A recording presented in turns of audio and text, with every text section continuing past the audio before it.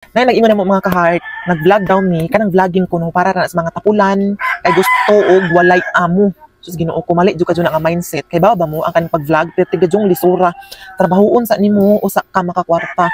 Naay uban nga hingabot pag pila ka buwan, pila ka years before maka-income. Sa man di imong gipagsabot ana nga pag-vlog-vlog, dili din na trabaho.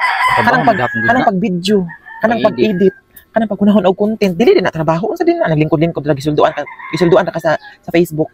Ana ang kwarta dayon na wala kay gibuhat trabaho gyapon na atong hinsudin na og vlogging no makasabot gajud ana sa kinabuhi sa mga nagvideo-video dira mga nag-vlog pero kanang mga nag-istorya ana dili man gud nila wala man gud na experience mo nang makasulti sa laging ana kay samot na makakita sila mga vlogger nga daghan nang napundar tungod sa pag-vlog pero before nila naabot anang mga ana-ana nag-aging taw nila kalisod ila pa mangitrabaho og maayo before nila nakabot na kay wala man jud butang nga makuha na mo diretso nga dili trabahoon mo ning kaning pag-vlog jud guys is trabaho jud ni ha sama na mo pila na may katuig nagsugod og vlog mo ibutang tatog 3 years pero wala ka jud nag-focus ato kay tungod sa na-focus sa panginabuhian pero karon among gi-double time na ginabuhian mi among i-vlog ang among mga racket kung asa mi padung di amo pong i-post para double purpose ba mo nang padayon lang gajud ta dinhi sa paghimo og content og pag-inspired sa uban sa mga wala na inspired sige padayon mo sa pag-bash kay more basher more money.